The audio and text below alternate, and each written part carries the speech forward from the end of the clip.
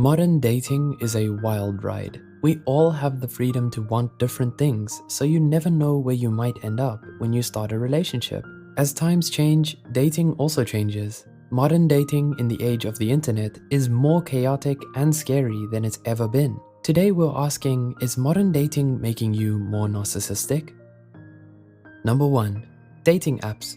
No two people have the exact same experience when it comes to finding love. That being said, it can feel like we have fewer and fewer options when it comes to finding love. Meeting new people is almost impossible, especially as you approach or reach adulthood. If you do not have a lot of ways to meet people, you might be pushed towards dating apps. With this comes the burden of making yourself as appealing as possible through a little profile of images, videos, and a few sentences. It's almost like a CV for love. That is a very stressful and unnatural way to meet people. One of the few upsides is that you and the other users have a similar goal in mind. Dating apps being so visual and fast-paced requires you to be as eye-catching as possible. This can cause you to obsess over how you look, going so far as to start editing photos and taking photos specifically for your profile. The requirements of dating apps like good pictures and a solid, positive bio or caption force you to embrace vanity to stand out. This is one way modern dating can make us more narcissistic.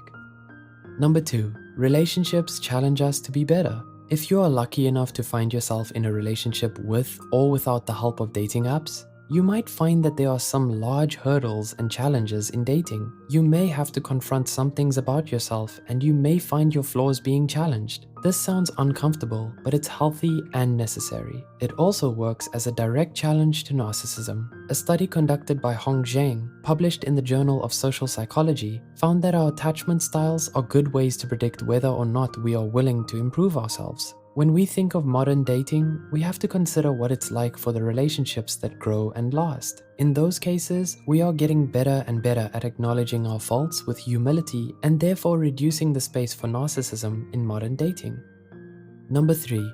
We value ourselves based on the people we get with. With dating apps being gamified, there's an addictive aspect that pushes you to get with more people rather than find the best person for you. Because you have the ability to swipe on anyone, you start to value yourself based on the people who swipe on you and the people who you get with. The number of likes and matches does more to fuel your ego and make dating apps addictive than the actual conversations and relationships that might blossom as a result of using those apps. Studies show that men and women both derive self-worth from their relationships, but men in particular feel like their social standing is affected by their relationships.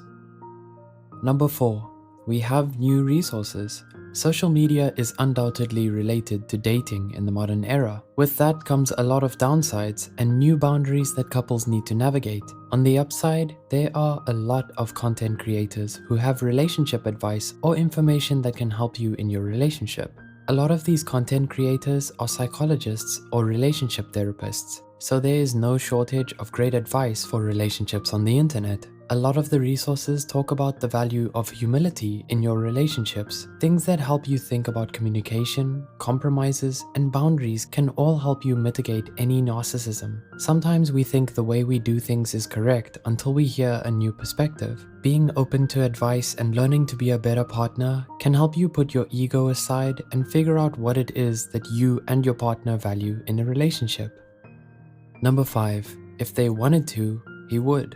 Social media can also have the opposite effect. Rather than helping you find ways to handle relationships in healthy ways, it might bombard you with negative perspectives on relationships. For example, the relatively recent adoption of the "if they wanted to, he would" mentality. While on the surface it sounds completely fair, when you look into it, it is extremely unrealistic and potentially toxic. In some instances, your partner might want to buy you the house, car, or flowers but can't, in which case they do want to but simply can't. It would be unfair to hold someone to that standard and let resentment build. It could also be the case of someone wanting to buy flowers, make art, or write poems but has no idea that is something you want. In that case, they do want to, they just had no idea that that would mean anything to you. Again, it would be unfair to let resentment build over something that they are clueless about. The "if they wanted to, they would" can feed narcissism because it puts the burden of effort on your partner while framing you as the one in the relationship who still needs to be pursued without offering clear communication or reciprocating that passion. You do deserve all the love in the world. Everyone deserves love, but it will always be unhealthy if you can't put an ego aside and recognize these relationship pitfalls.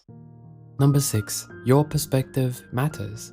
There is so much that can make you a more or less narcissistic person. Your approach to relationships and dating online can affect your ego. Using people for validation and trying to impress or hook up with as many people as possible can turn dating into a tool to boost your ego rather than a healthy process of life. Between our jobs and the responsibilities we have in life, it can be extremely difficult to meet new people. But if you can avoid dating apps, that's the best way to avoid the gamification of love. Ironically, the use of dating apps can also damage your self-esteem rather than making you more narcissistic.